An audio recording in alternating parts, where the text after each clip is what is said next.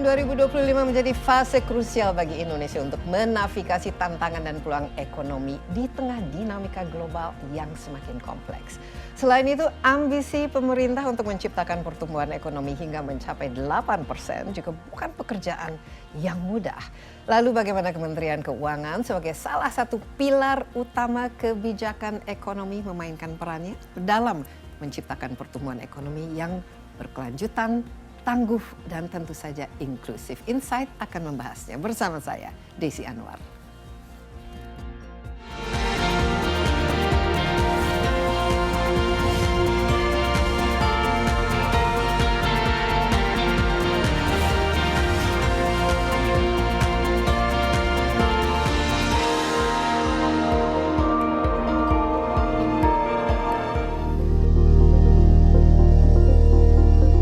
Inklusif dan berkelanjutan menjadi dua kata kunci dalam narasi kebijakan ekonomi pemerintahan baru yang dipimpin oleh Presiden Prabowo Subianto.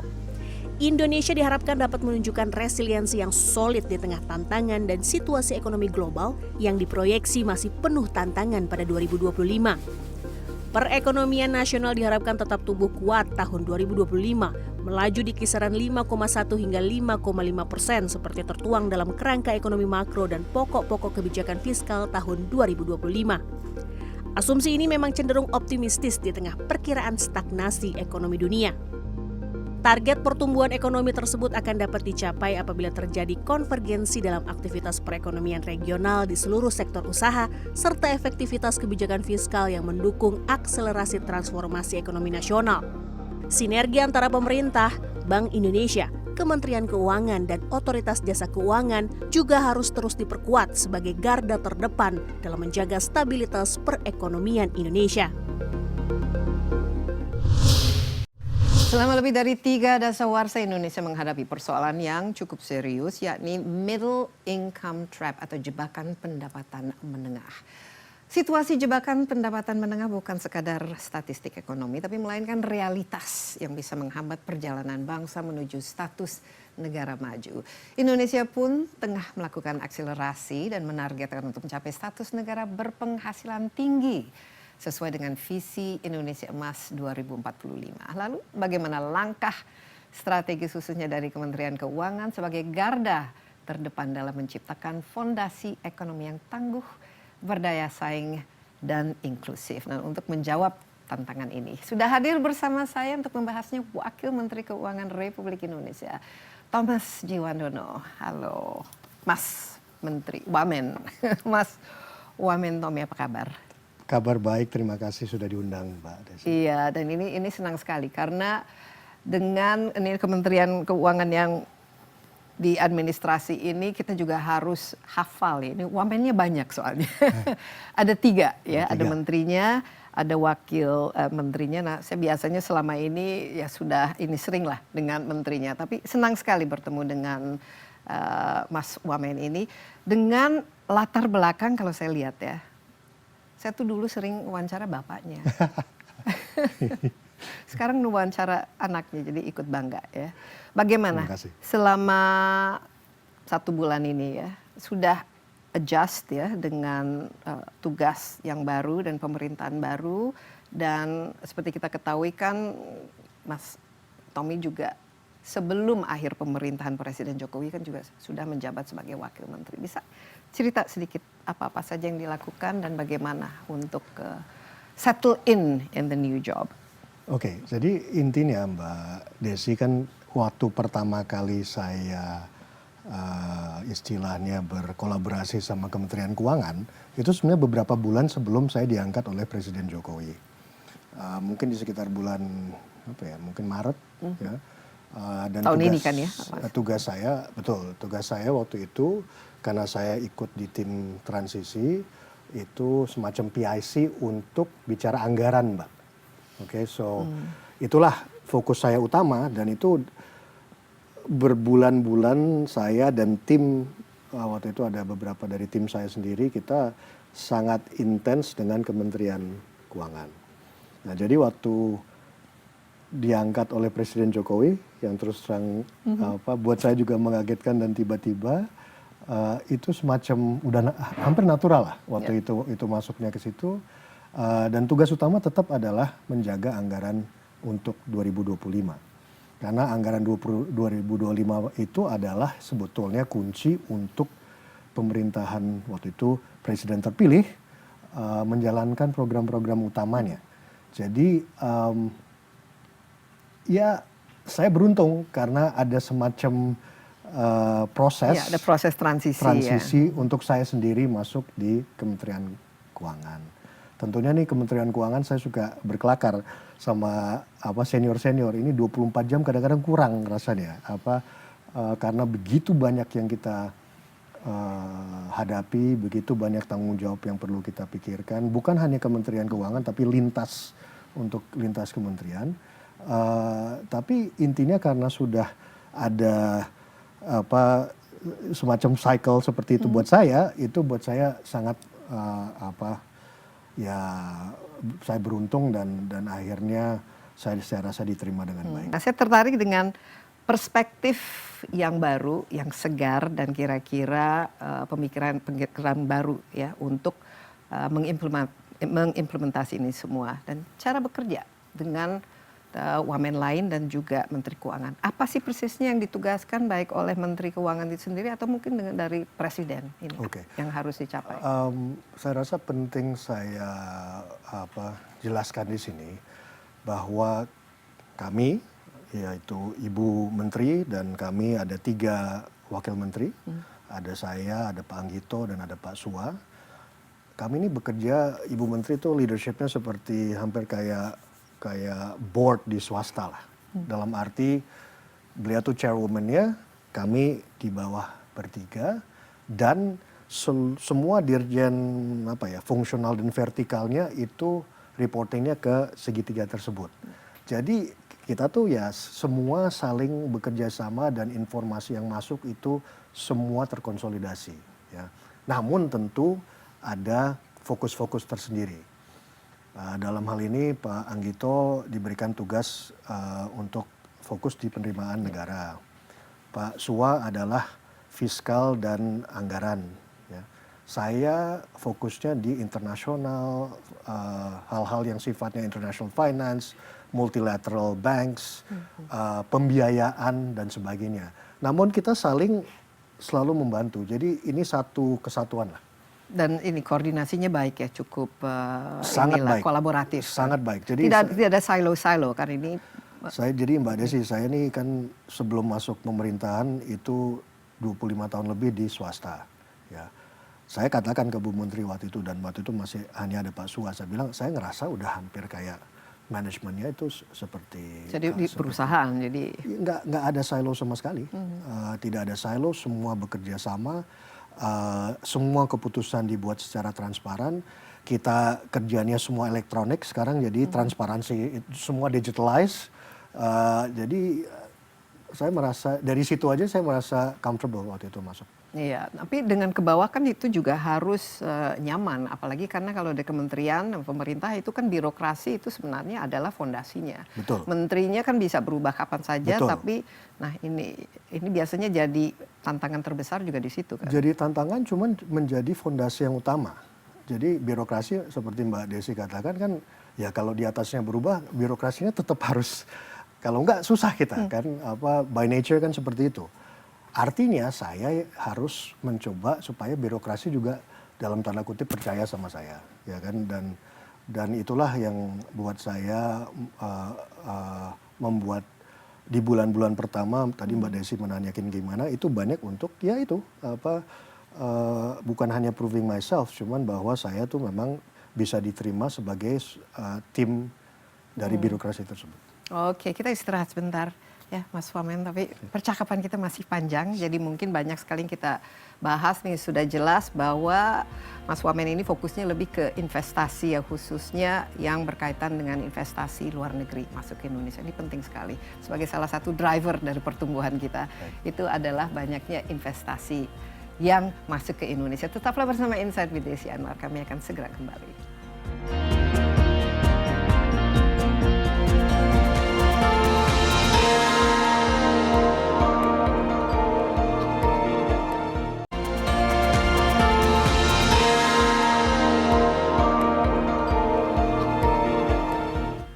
masih bersama Insight with Desi Anwar. Di studio saya juga ditemani Wakil Menteri Keuangan Thomas Djiwandono. Kita membahas bagaimana pertumbuhan ekonomi Indonesia menjadi kunci untuk mencapai visi Indonesia Emas 2045. Ini kita sekarang mendengar terus-menerus ya, Indonesia Emas tahun 2045. Nah, bagaimana memastikan bahwa betul-betul Indonesia Emas, bukan Indonesia cemas ya. Dan saya lihat ini pemerintah ini bagus ya, memikirkan dari segi kebutuhan dasar SDM-nya, human capital-nya, dengan memberikan segala macam inilah menghapus misalnya kemiskinan ya, memberikan kesejahteraan, meningkatkan yang terakhir mungkin gaji guru ya, UMR dan lain sebagainya. Dan juga ya mungkin bicara mengenai PPN 12 ya, untuk meningkatkan basis dari pajak itu. Kalau saya dulu sering tanya sama Bu Sri Mulyani ini, wah ini basis pajak itu tuh masih sangat-sangat kecil dibanding dengan rasio jumlah penduduk 11% gitu. Padahal kan seharusnya kan jauh lebih tinggi. Tapi kita juga tahu sekarang ya, Mas Wamen, kita tuh nggak baik-baik saja keadaannya, baik di Indonesia maupun di luar negeri ya. Perekonomian kan di mana-mana sedang turun. Di sini juga banyak sekali PHK, industri juga sudah lesu, ya, daya beli orang juga semakin menurun. Sementara untuk mewujudkan semua ini perlu anggaran. Okay. Strategi yang kreatif, yang baru, angin segar, perspektif yang baru yang bisa ditawarkan untuk keluar dari masalah ini, apa-apa saja. Low hanging fruit yang harus kita dapatkan segera. Oke, baik. Kalau kami sekarang di Kementerian Keuangan kan, kalau bicara anggaran kan sebetulnya semua sudah dicetuskan. Anggaran 2025 itu sudah target-targetnya sudah jelas, dan itu sudah proses demokrasi kita kan, kita harus melalui DPR dan segala macam. Jadi anggaran itu sudah diset, Mbak Desi. Termasuk defisitnya juga masih kita harus jaga di bawah 3%. Tentu, kita bicara defisit tahun depan adalah di 2,53, itu target kita, ya kan. Namun kalau kita melihat anggaran tersebut, tujuan anggaran itu kemana, ya kan? Nah, di sini kan banyak yang sekali yang sangat fokus di publik itu sementara ini selalu dimakan bergizi, dan itu menjadi suatu program fundamental memang. Tapi kalau dari segi anggaran itu 71T, itu hanya 2% dari anggaran total. 2%. 2%, ya. Poin saya apa? Bukan karena itu program inti dari Presiden Prabowo, tapi ada yang lain, ya, dan di sini mungkin masyarakat belum paham karena memang anggaran itu sangat teknis, ya. Tapi yang lain itu apa? Di pendidikan, ya, misalnya pendidikan. Jadi bukan hanya nutrisinya yang perlu difokuskan, tapi kalau anak-anak kita sekolah, ya sebaiknya di sekolah yang sekolahannya ya baik. Jadi itu ada anggaran untuk renovasi sekolah misalnya, dia 20T. Itu ada multiplier effect-nya, ya kan, di daerah-daerah tertentu. Karena kita bicara konstruksi dan sebagainya. Dan juga membangun rumah kan yang 3 juta per tahun. Nanti rumah itu multiplier effect-nya sangat besar. Dan itu kaitannya dengan 8% growth, 8% growth tadi. Terus ada di tahun depan untuk kesehatan, ya kan, ini kan semua investasi, intinya investasi ke sumber daya manusia Indonesia, investments in human capital, ya kan, intinya itu. Dan pemerintahlah yang harus memainkan peranan di situ, karena ini investasi ini jangka panjang, Mbak. Tapi harus dimulai sekarang, gitu ya. Nah, tentunya kita harapkan hal-hal seperti itu dari anggaran asal targeted, ditargeted, benar-benar diterima dan dieksekusi dengan baik, itu akan sebagai katalis suatu pertumbuhan tertentu. Ya. Jadi itu kaitannya dengan program-program inti Pak Prabowo tadi. Tapi jelas di Kementerian Keuangan kita juga melihat dari bagaimana anggaran kita tambah resilient, ya kita tetap harus bicara bagaimana supaya pertumbuhan ekonomi itu juga tercapai. Nah, kalau kita bicara simpelnya anggaran rumah tangga ya, kalau biasanya kan ada pepatah yang mengatakan kalau pendapatan penghasilan 100, pengeluaran 99, ya, hasilnya adalah kebahagiaan.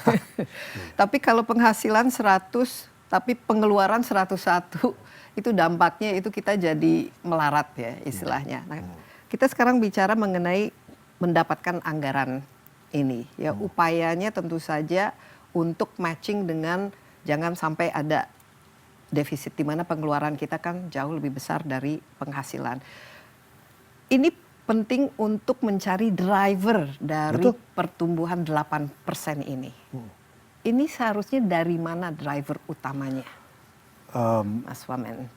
Pertama kalau kita bicara dari konsumsinya dulu, ya kan. Selama ini 10 tahun terakhir kita kalau kita lihat angka-angka GDP growth kita di kisaran hampir 5% lah. Which by the way itu sesuatu yang sebenarnya membanggakan. Karena secara global itu keadaannya nggak baik-baik saja. Kalau kami di Kementerian Keuangan suka bahasa kerennya itu resilience.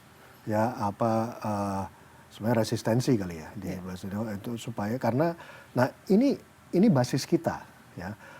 Nah, kalau kita mendengar targetnya Presiden Prabowo kan di 8%, ya, itu artinya nggak bisa hanya dari konsumsi. Yang selama ini memang kita pertumbuhan kita berdasar konsumsi. Berdasarkan konsumsi. Nah sekarang jadi next step-nya adalah bagaimana mencari kalau bagi mereka-mereka yang tahu ekonomi ya itu kan PDB itu ada konsumsi, ada dari investasi, ada dari pemerintah dan sebagainya. Nah ini investasinya ini yang harus kita tingkatkan I-nya. Ya. Tapi tentu bukan hanya investasi hanya untuk pertumbuhan belaka. Kalau itu kita susah seperti Mbak Desi katakan itu purchasing power kita juga kita harus perhatikan. Itu ada kaitannya dengan job creation, dengan labor dan sebagainya. Ini semua terkait. Dan ada terkaitannya dengan sustainability. Kalau kita hanya melihat pertumbuhan, ya sementara kita kan punya target untuk mengurangi emisi misalnya. Betul. Jadi pertanyaannya pertumbuhan tinggi itu pertumbuhan bagaimana?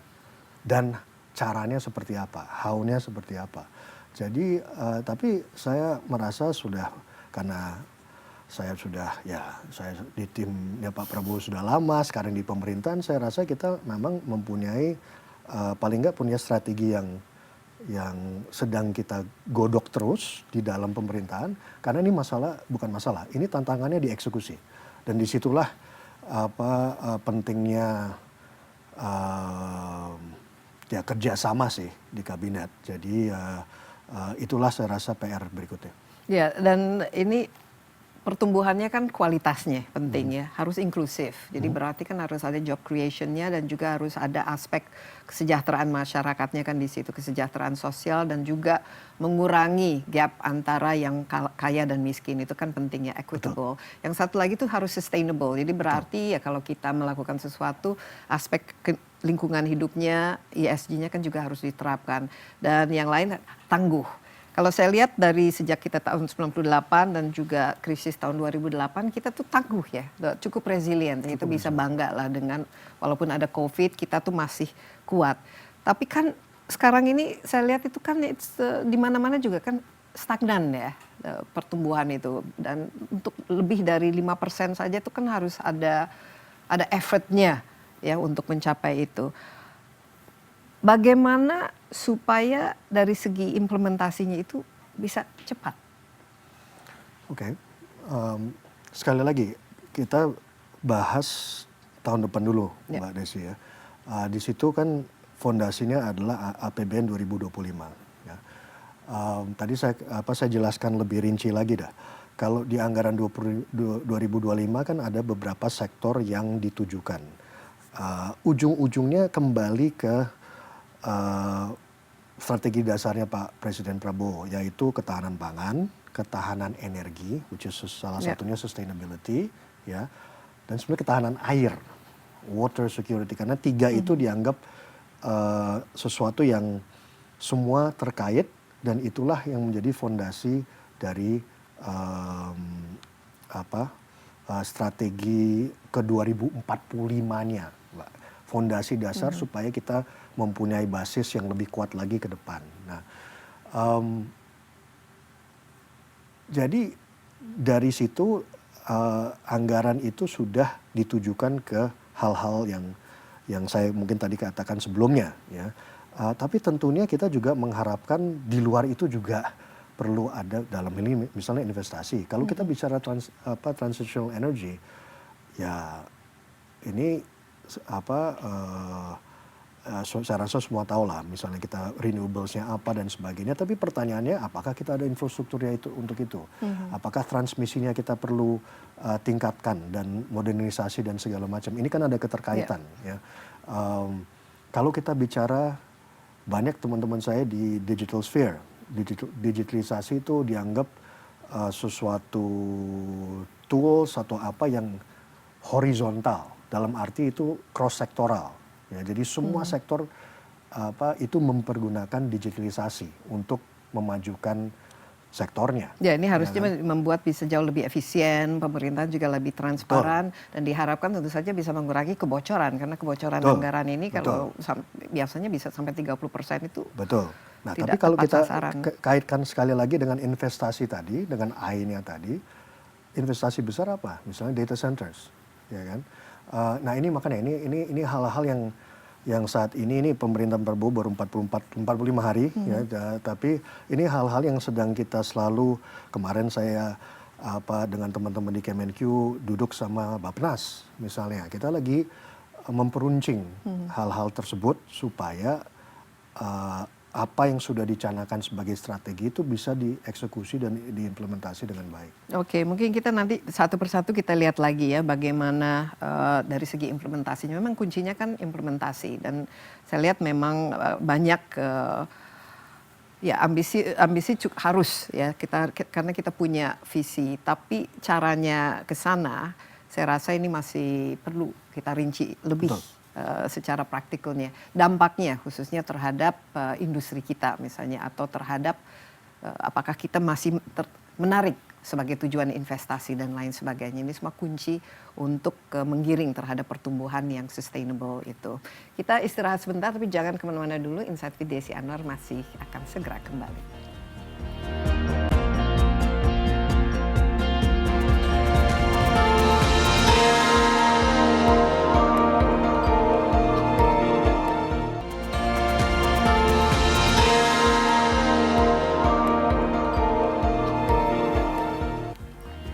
Anda masih bersama Insight with Desi Anwar. Saya ditemani Mas Wakil Menteri Keuangan Thomas Djiwandono. Kita membahas masa depan pertumbuhan. Sebenarnya masa depan harusnya dari kemarin-kemarin ya kita punya ambisi seperti ini ya. Terus terang apa yang dari masa ke masa itu seharusnya kan ada kontinuitas ya. Kita tidak mulai suatu pemerintahan itu blank sheet of paper. Ini kan meneruskan program yang sudah bagus dan memperbarui, dan juga memiliki ya mewujudkan ya semua visi yang kita ingin dari awal. Nah, ada Astacita kan sekarang, kalau dulu kan zaman Presiden Jokowi itu ada Nawacita kan. Nah, dari program sebelumnya kan Mas Wamen kan juga bagian dari transisi ini. Apa yang akan dilanjutkan dan apa yang mungkin perlu diutak-atik supaya lebih efisien, lebih efektif, dan juga lebih produktif. Kalau dalam benang saya satu ya, hilirisasi misalnya itu salah satu, dan yang satu lagi itu adalah ya transisi energi, tapi juga mungkin pembangunan infrastruktur itu sesuatu yang selama ini mungkin dilakukan. Baik, jadi memang kontinuitas itu bisa dilihat dari segi kebijakan ekonomi ya, itu hilirisasi, ya kan? Saya rasa hilirisasi yang sudah dikumandangkan dan sangat baik itu kan di nikel dan ekosistemnya dari nikel. Kami juga melihat beberapa komoditas lain saat ini, ada tembaga, ada bauksit dan sebagainya. Intinya supaya hilirisasi itu berjalan sendiri. Tapi hilirisasi itu sebenarnya apa sih, Mbak? Hilirisasi itu basically nilai tambah, ya kan? Nilai tambah dari kita. Selalu kita semua tahu sebagai orang Indonesia, negara kita sangat kaya akan sumber dayanya. Nah, karena itu dirasakan, dan ini Pak Presiden Jokowi melaksanakan kebijakan hilirisasi tersebut. Kontinuitas itu ada di situ. Ya. Yang mungkin bisa dikatakan lebih baru itu adalah, jadi kalau kita bicara economic growth kan ada kita bisa ngelihat dari sektor-sektor apa yang bisa memberikan nilai tambah dari hulu ke hilir, ya. Tapi juga kita nggak bisa melupakan dalam tanda kutip lagging sectors, ya. Lagging sectors ini misalnya pertanian, perikanan, banyak hal yang sebenarnya sifatnya sangat labor intensive. Cuman ini juga kita harus ada balancing act. Kalau kita mau bicara agri industri, kadang-kadang mekanisasi, ya kan? Di sini teknologi Teknologi perannya sangat penting karena itu memberikan skala, ya kan? Jadi ini juga perlu ada balancing, ya. Tapi intinya kalau hanya pertumbuhan hanya untuk for the sake untuk mencapai 8% tanpa kita melihat beberapa lagging sectors dibawa juga, itu nggak sustainable. Iya, dan nggak resilient ya. Dan tidak resilient, tidak tangguh. Ya. Nah, di situ strategi kita bagaimana kan Pak Prabowo selalu bicara ketahanan pangan, ya kan? Ya itu salah satunya itu, ya. Bicara infrastruktur, ini mungkin ada perbedaan sedikit, bukan karena sebelumnya salah. Sebelumnya itu memberikan fondasi untuk supaya kita bisa sebagai policy makers menentukan arahnya berikutnya. Infrastruktur itu suatu yang sangat ada kontinuitasnya, ada perbedaannya. Infrastruktur saya rasa di zaman Pak Presiden Jokowi kan sudah sangat membangun misalnya ya jalan, tol laut dan bandara dan di bawah Pak Presiden Prabowo saat ini infrastruktur akan dijadikan kalau di istilah ini PPP, Public Private Partnership. Artinya swasta diajak masuk. Kenapa? Itu mengurangi beban APBN supaya APBN kita bisa lebih fokus terhadap investasi di SDM. Jadi saya rasa kontinuitas dan hal-hal yang sifatnya baru. Iya, yang kalau saya melihat ini kan menarik ya, karena APBN kita tadi anggaran kan sudah ada pos-posnya, istilahnya sudah bisa dihitung, tapi banyak sekali yang kebutuhan misalnya untuk energy transition atau untuk hilirisasi atau ya untuk misalnya proyek-proyek yang besar, itu public private partnership itu masih sangat diperlukan karena pemerintah kan tidak bisa hanya mengandalkan dari APBN. Jadi kuncinya kan kalau saya lihat kan besaran APBN itu kan harusnya pendapatan kita kan harusnya meningkat kan. Betul. Kita tidak bisa bekerja dengan APBN yang sama dari tahun ke tahun. Jadi berarti kan kalau istilahnya kita kerja ya harus ada naik gaji lah gitu. Nggak bisa hanya segitu karena kebutuhannya juga semakin besar. Dari perjalanannya Mas Tommy ke baru-baru saja ini ke China, ke Amerika Serikat, ke Eropa dan lain sebagainya. Ini peran economic diplomacy yang untuk membawa dana investasi tambahan masuk ke Indonesia ini bagaimana? Ya pertama kan sebetulnya itu adalah kalau kita melihat perjalanannya Presiden Prabowo yang kemarin itu sebenarnya itu kan economic diplomacy basically. Kami juga di kementerian-kementerian melanjutkan hal tersebut. Saya waktu itu mengikuti Ibu Menkyu ke G20, habis itu kami ke London. Di London kami menjual sukuk, Mbak Desi. Laku? Ya, sangat laku, sangat laku, sangat diminati. Diminati karena memang kita memberikan suatu commercial yield yang bagus, atraktif. Tapi jangan lupa karena ada kepercayaan dari investor di luar itu bahwa kalau kita bicara investasi kan fiskalnya dilihat benar gitu loh. Fiskal itu adalah kepercayaan sebetulnya. Jadi itu juga terkait antara kita kepercayaan harus dan sebagainya. our rating itu juga harus credit rating betul. harus bagus. Dan selama ini cukup baik, cuman kami tentunya di Kemenq merasa bahwa kita harus kita tingkatkan ya. Jadi tapi hal-hal ini kan waktu saya ke London, waktu saya mendengarkan Pak Presiden di G20, beliau juga di London membawa ketemu dengan investor waktu itu di UK, BP mencetuskan 7 miliar US dollar dalam investasi. Ini hal-hal real. Artinya meskipun di luar tuh bergejolak, seperti tadi Mbak Desi katakan, di global economy nggak baik-baik saja. tantangannya banyak. Kita harus waspada.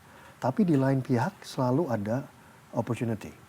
Nah, di sini setelah saya berjalan waktu itu sama-sama Ibu Menkyu, sama Pak Presiden, saya sendiri melihat bahwa di luar itu sebetulnya melirik ke Indonesia. Dan Indonesia masih diperhitungkan sebagai negara yang penting. Sangat. Sekarang saat ini mungkin lebih lagi ya, karena kita hanya BRICS India ya, dan kita. Ya. Ya kan, dan by the way ya, India 10 tahun lalu nggak ada yang bicara, ya kan. Jadi artinya kalau kita bisa memberikan suatu momentum yang positif ke depan, itu saya optimis ini hal-hal yang kita bisa kita raih. Jadi sebenarnya dunia masih menganggap Indonesia itu potensial ya. Sangat. Optimis terhadap pemerintahan baru kita mereka.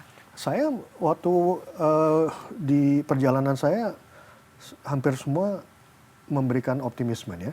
Tapi ya mereka masih menunggu. Ya udah, terus setelah ini gimana? How to-nya seperti apa? Tidak, gitu. biasanya kuncinya itu.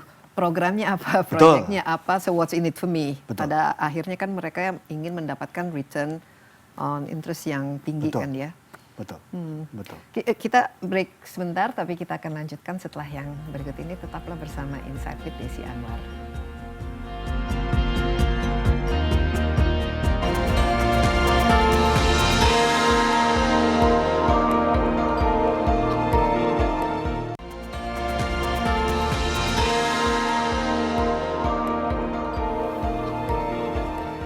Kembali bersama Insight with Desi Anwar, saya ditemani Wakil Menteri Keuangan Thomas Djiwandono membahas bagaimana upaya kita ya mendorong pertumbuhan ekonomi Indonesia yang ditargetkan tumbuh hingga 8%. This is a magic number 8%. Saya ingat di bawah Orde Baru saja itu 7%, 8% itu susah ya untuk mendapatkannya, dan selama ini kita lewat COVID dan lain sebagainya. Untuk mendapatkan 5% saja itu sudah luar biasa. Sementara kalau kita lihat China, saya ingat tuh dulu China tuh selalu double digits ya, ada 16%, 10%, 12%, semakin lama sekarang semakin rendah. Jadi di mana-mana sebenarnya kan sudah semakin menurun ya istilahnya pertumbuhan itu, growth rate-nya. Jadi angka 8% ini lumayan kalau saya itu fantastis ya. Dan saya rasa kita harus memang punya target yang tinggi supaya harus ada effort ke sana untuk mendapatkan menaikkan penghasilan negara. Tentu kan pajak itu salah satu instrumen yang penting, tapi kan sekarang ada wacana misalnya meningkatkan PPN jadi 12% dan selebihnya. Mungkin bisa sedikit mengenai pajak ini, karena di Indonesia pertama itu kan yang bekerja secara formal itu kan kita masih skalanya UMKM kan, sehingga mungkin pajak itu hanya ya berburu di yang itu saja, sehingga sangat sensitif terhadap kenaikan pajak. Nah, ini bagaimana menurut wamen pajak apalagi dengan ya kita tahu kan banyak sekali kebocoran, korupsi juga, sorry to say, itu masih menjadi masalah di Indonesia ini, supaya orang itu merasa happy lah bayar pajak karena sesuai dengan fasilitas yang mereka dapat. Baik, mungkin yang saya ingin tekankan di sini, Mbak Desi, bahwa nggak ada satupun yang kerja di Kementerian Keuangan yang tidak melihatkan dampaknya terhadap, dalam ini mungkin kelas menengah. Selalu kan ini dikaitkan sama purchasing power di kelas menengah yang sedang dipertanyakan lah, ya kan. Jadi saya mau benar-benar mau klarifikasi bahwa Kemenkyu melihat semua dari semua sudut, ya. Jadi kami tahu betul bahwa yang namanya purchasing power di kelas menengah itu adalah kunci. Dan sangat rentan ya. Kunci. Nggak mungkin lah kita tumbuh kalau kelas menengah kita tidak tumbuh. Jadi itu prinsip. Ya. Nah, tapi kalau kita lihat, kan kita juga harus lihat konteks ya, Mbak De. Kenapa kok purchasing power-nya dianggap melemah? Banyak yang menyatakan ini tetap masih akibat COVID. Ya, jadi apa yang sebelum COVID ada, kalau kita lihat data pre-COVID itu mungkin dalam tanda kutip pekerjaannya tidak sebaik sebelum itu. Jadi purchasing power-nya masih belum merasa dampaknya sampai sekarang. Kalau di bahasa teknokratiknya tuh scaring effect. Ya. Nah, seperti itu. Ya, jadi itu konteksnya seperti itu. Bukan karena dipajakin terus tiba-tiba turun. Ini perlu diingat waktu itu pernah ada kenaikan pajak dari 10 sampai 11%. Dan itu kalau nggak salah di tengah-tengah COVID itu. Ya, jadi, itu konteks Mbak. Ya. Tapi juga perlu diingat, yang namanya PPN ini, yang sektor-sektor yang tidak di PPN kan tuh banyak. Contohnya? Kesehatan, pendidikan, makanan, transportasi. Tapi sektor-sektor itu sudah mahal luar biasa. Kalau berobat di Indonesia, kita kan tahu biaya berobat di Indonesia itu ke dokter itu luar biasa ya. Tapi mahalnya. Termasuk pendidikan. Ya, kalau saya nggak melihat itu karena pajak, Mbak. Ya itu saya rasa ada hal-hal tapi itu kan struktural lain. Itu kan berkaitan dengan kehidupan kita sehari-hari. Kita rasakan di kantong kan. Betul. Tapi kan saya rasa juga perlu diingat pajak ini mau dipakai untuk apa, ya kan? Atau keperluan pajak itu untuk apa? Memang tadi Mbak Desi menyatakan, oke, ini soal trust, oke, berarti kita harus memperbaiki itu, ya kan? Cuman di negara apapun, taxpayers itu tax itu penting supaya bisa dalam hal ini di konteks Indonesia kesejahteraan, ya. Pemerintah memerlukan penerimaan pajak yang nanti disalurkan kembali, ya. Contoh konkret adalah bahwa di APBN tuh 20% dari APBN secara undang-undang harus ke pendidikan.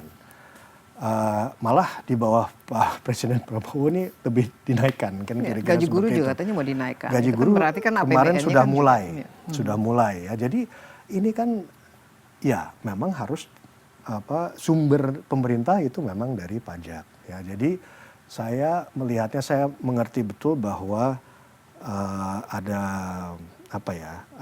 banyak di sekarang secara publik yang merasakan apa yang mereka rasakan. Kita nggak boleh denying itu. Tapi kalau menurut saya ini cukup real ya, Mas Wamen, dampak dari kenaikan 1% saja itu bisa beruntun lah ininya dampaknya terhadap, apalagi misalnya kalau gajinya kan sudah pas-pasan. Dan mengenai pajak ini saya lihat ini lebih dari hanya hitung-hitungan, tapi secara psikologis itu it makes a big difference. Justru saya menyatakan ini bukan hanya hitung-hitungan. Itu yang saya mau klarifikasi. Ini tidak ada di Kemenq merasa ini hanya hitung-hitungan. Tapi kan kita harus melihat secara perspektif. Kan ada cara-cara lain untuk mengurangi beban tersebut. Ya kan? Cara-cara lain apa? Ya nanti kita ini hal-hal yang sedang kita pikirkan. Nah, ini mungkin lebih targeted, misalnya bantuannya juga lebih ke, misalnya kalau subsidi atau bantuan itu langsung ke targetnya. Langsung ke targetnya itu satu. Tapi ada satu hal yang sedang kita sangat fokus, ini untuk jangka menengahnya, adalah perumahan. Ya kan? Perumahan adalah suatu program yang sudah dicetuskan oleh Presiden. Ya, kebutuhan pokok lah sekarang. Kebutuhan pokok, dan itu kan itu salah satunya untuk targeted, apalagi untuk kelas menengah misalnya. Kalau kita bisa menargetkan perumahan yang bisa didanai secara baik dan itu udah menjadi aset mereka secara jangka panjang, ini hal-hal yang perlu kita, maksud saya pajak ini juga harus dilihat dari secara keseluruhan, dan itu yang kita lakukan di Kemenq saat ini. Semua pertumbuhan ini kan memang harus dikelola secara inklusif itu. Dan kalau kita bicara mengenai benefit, ya kita tahu negara-negara Skandinavia mereka pajakin 40, 50, 60%, tapi dari lahir sampai meninggal itu semua fasilitas ditanggung dari pajak yang mereka bayar melalui pendidikan yang gratis, kesehatan yang gratis, pensiun dan lain sebagainya. Ini kan bisa lah kita jadikan contoh gitu. Betul, cuman kalau di hampir saya rasa juga Skandinavia mungkin ya terutama populasi nggak sebesar kita lah. Jadi ini nggak terlalu apples to apples menurut saya Mbak Desi. Cuman kalau kita lihat misalnya negara seperti India dan sebagainya kan itu mereka memakai digitalisasi itu salah satu alat yang luar biasa pentingnya supaya growth-nya maju, middle class-nya tetap maju, targeted anggarannya secara real diterima juga, itu hal yang tools itu saya rasa menjadi sangat dan maha penting.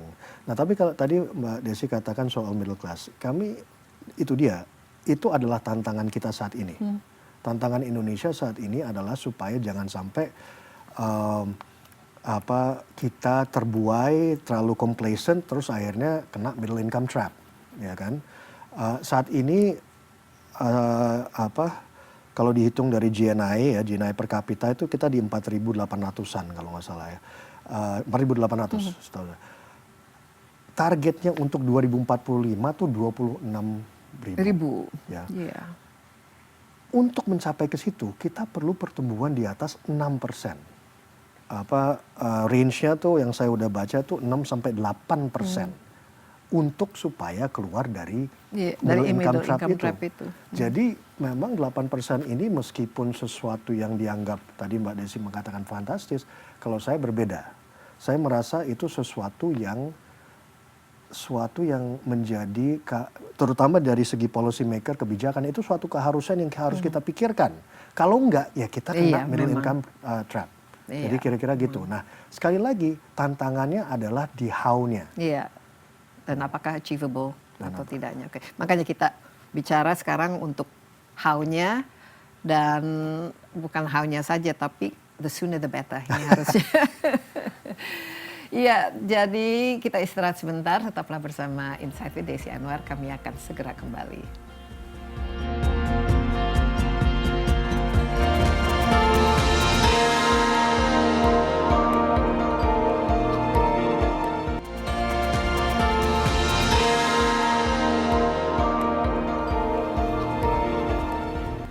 Masih bersama Insight with Desi Anwar, ditemani oleh Mas Wakil Menteri Keuangan Thomas Jiwandono. Kita bincang-bincang santai, tapi topik ini tidak sangat penting ini karena ini negara kita tuh mau dibawa kemana gitu. Nah tadi salah satu cara untuk kita meningkat pajak itu salah satu instrumen. Tapi kalau saya lihat itu istilahnya kita ingin mendapatkan pendapatan lebih tinggi, kita harus jualan. Ekspor kita harus ditingkatkan. Tapi kan how-nya itu. Sementara kan kita masih istilahnya SDM-nya mungkin nggak produktif atau dari segi regulasinya tidak sekompetitif negara-negara tetangga dan ya masih banyak lah yang PR yang kita ingin ya itu semua diatasi supaya ekspor kita dari tahun ke tahun itu meningkat. Ini masih dalam perspektif diplomatic, economic diplomacy ini ya, dan juga meningkatkan produktivitas SDM kita. Kita tiap tahun itu lebih dari 3,5 juta loh orang dari lulusan terus mereka langsung nggak dapat pekerjaan gitu, misalnya pengangguran atau nggak match antara skill yang dibutuhkan dengan pendidikan yang dimiliki. Sementara banyak sekali pekerjaan yang mungkin bisa digantikan oleh otomasi, robot, dan mungkin AI, dan lain sebagainya. Semua menantang ini. Semua menantang, dan itu suatu keniscayaan saya rasa suatu ekonomi seperti kita dan suatu negara yang sedang mencoba maju seperti kita ya.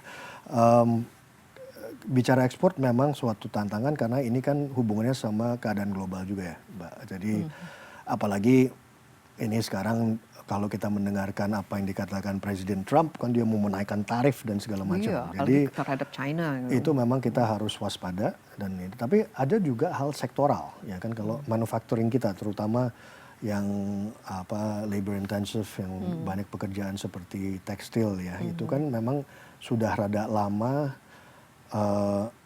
mendapat pressure dari kompetisi lain, Vietnam, Bangladesh, dan upahnya kita juga semakin lama semakin meningkat dan sebagainya. Jadi ini memang tantangan. Namun kita suatu ekonomi yang besar. Jadi kalau kita melihat dari segi labor, itu kan banyak sekali. Itu tantangan. Terus terang saya nggak mau, maksud saya itu tantangan yang harus dijawab dan harus dicari solusinya. Tapi juga ada sektor-sektor lain yang mungkin bisa memperkerjakan secara orang secara banyak ya. Kemarin saya kebetulan bersama Presiden Prabowo ketemu sama investor dari Amerika. Beliau menyatakan pariwisata ya kan pariwisata sebagai suatu kunci di sidang kabinet. Beliau juga menyatakan meskipun pariwisata juga hubungannya nanti sama konektivitas, sama infrastruktur, sama dan sebagainya dan seterusnya. Tapi poinnya Indonesia ini banyak yang bisa dimajukan. Ya. Sekali lagi saya merasa bahwa ini adalah kita tahu kok tantangannya apa. Sekarang bagaimana pemerintah mencari atau memprioritaskan program-program membawa sektor swasta bersama-sama di tempat-tempat tertentu supaya kita benar-benar bisa membawa apakah itu investasi, apakah itu memajukan pekerjaan dengan investasi di SDM dipertambah. Pak Prabowo sangat percaya dengan kalau kita mau meningkatkan nilai tambah di teknologi misalnya, kita harus investasi di STEM. Ya kan ini PR-nya kawan-kawan yang lain. Cuman poinnya kami sedang melihat ini semua. Kemarin saya baru kembali dari rapat yang sangat baik dengan Bappenas karena ini antara Kemenkyu sama Bappenas sebenarnya ya kita ya harus barengan itu. Barengan, ya jadi ini hal-hal yang sedang kita pertimbangkan, tapi jangan lupa pemerintah di sini tidak bisa hanya pemerintah, ya swasta investasi juga tetap harus diikut sertakan. Ya justru mungkin kuncinya itu adalah kerjasama dengan swasta karena kan swasta kan drivernya ya dari pertumbuhan ekonomi juga. Betul. Saya lihat tidak akan bisa mengimplementasikan pertumbuhan tanpa produktivitas dan kita nggak kompetitif. Itu penting. Ini kan berarti ya memang kita harus memiliki SDM yang mumpuni, produk yang memang diperlukan, tapi kita juga harus merupakan, hilirisasi ini penting, kita harus merupakan bagian dari global supply chain itu. Betul.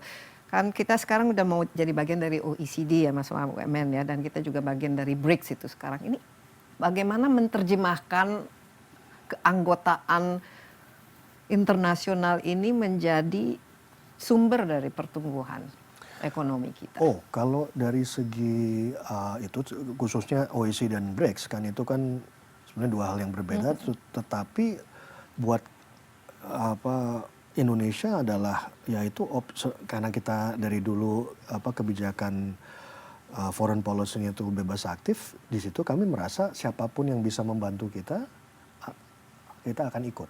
Ya kan saya rasa konsepnya Presiden Prabowo seperti itu dan presiden-presiden sebelumnya. Nah hal ini OECD tentu memberikan suatu dorongan. Kalau OECD itu bicaranya standarisasi dan segala macam. Ya, kita harus ikut standar internasional. Betul. Apalagi kalau produk kita ingin jadi bagian dari itu. Betul. Jadi itu kan bagian yang menopang supply chain, standar-standar tertentu kita bisa diterima berdasarkan standar-standar itu. Kalau BRICS kan ya istilahnya South-South, ya kan, pasar-pasar yang besar lah sebenarnya. Ya. Jadi menurut saya itu bukan sesuatu yang. Tapi kalau dari ini kita kan jualan lah istilahnya kalau ke luar negeri kan.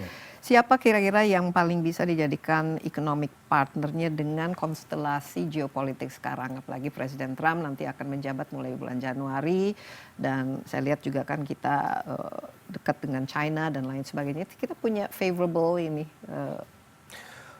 trading partners kan, yang akan berubah atau enggak? Saya rasa kan kalau dari China kan itu suatu hubungan yang tidak ini selama berapa tahun ini kan sangat erat dan membantu kedua belah pihak ya. Jadi saya merasa itu akan berjalan dan Presiden Prabowo kan datang ke Beijing waktu itu ya. Eropa sebenarnya juga kita sekarang kan masih prospektif. Masih prospektif. Kita sedang teman-teman di Kementerian Perdagangan sedang membahas segala sesuatunya mengenai waktu itu ada urusan untuk kelapa sawit dan segala macam, cuman kelihatannya ada jalan, mudah-mudahan ada jalan tengah ya. Mereka nggak suka kelapa sawit kita soalnya. Meskipun sekarang kayaknya bahasanya sedikit berbeda sekarang, jadi nggak terlalu rigid seperti dulu. Tapi itu masih harus tunggu ya. Kalau di daerah di Asia lah, ada China, ada South Korea, ada Jepang tentunya ya.